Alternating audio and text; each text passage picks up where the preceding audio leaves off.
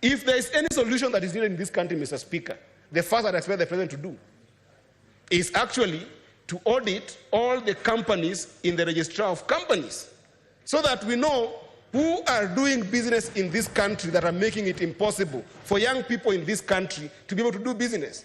And Mr. Speaker, if that audit is done, you will see a clear path and a clear, well-crafted path for people in this country to create a country of state-made Kenyans versus self-made Kenyans, Mr. Speaker, where state-made Kenyans are very deliberate about putting into budget money into this, in this country that does not even go to the private sector, that only enables people in politics and people in government to be able to accumulate wealth through dubious means and projects that are never done, Mr. Speaker, in all the budgets that we are discussing, Mr. Speaker. As we speak right now, Mr. Speaker, we saw in the last government, under the current president, when he was a deputy president, Mr. Speaker, we saw the passing of what we call GAA, the government advertisement agencies, Mr. Speaker.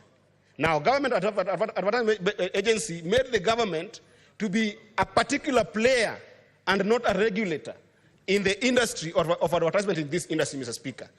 Where young people can be able to get most jobs in this country, Mr. Speaker, because of the height of what we call technology and digital understanding, Mr. Speaker, is on digital marketing. And, Mr. Speaker, the government is running a lot of money that goes in the pocket of individuals in GAA deals to the extent, Mr. Speaker, that today, even if you look at the mainstream media, Mr. Speaker, and advertisement agencies in this country, Mr. Speaker, they are collapsing because GAA owes them tons of money that people have paid to themselves, and it's not possible for young people to be able to get those opportunities. If you look, Mr. Speaker, for instance, national media is going to fire, actually has fired 180 young people.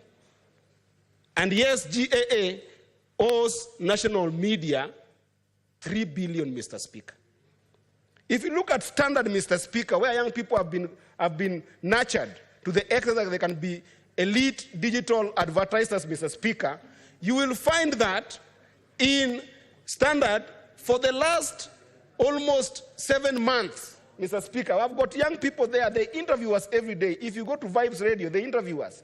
If you go to Spice FM, young people there interview us. If you go to the mainstream TV station, young people interview us, Mr. Speaker. For 7 months, they have not even been paid 5,000 shillings, Mr. Speaker, because they go without money because GAA owes the money that has been paid under the watch of Parliament and under the watch of the entire cabinet, Mr. Speaker.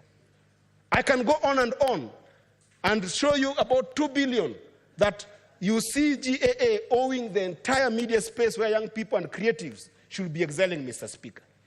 Yesterday, Mr. Speaker, my heart was pouring out because I saw interns sleeping outside Afia House, Mr. Speaker. In this house, we have enabled the passing of chief in this house, Mr. Speaker. And if you look at the way NHIF used to work, Mr. Speaker, you can see how Parliament and the Cabinet have conspired against Kenyans, Mr. Speaker, to do businesses. You know very well that when we did have the national, the NHIF that was working, Mr. Speaker, it used to be that money would be collected from the public. NHIF would then go and have a department that makes payments for all Kenyans when they are sick. That even necessitated the fact that NHIF had to have a system of clearing those payments, Mr. Speaker. And yet, in these two houses, Mr. Speaker of Parliament, we passed SHIF. How is SHIF operating, Mr. Speaker? Where NHIF used to have 24 billion that was saved, Mr. Speaker, to the extent that they could be able to buy T-bills so that when they don't collect money, they could be able to pay for people in this country, Mr. Speaker. Today, that entire 24 billion is missing, Mr. Speaker.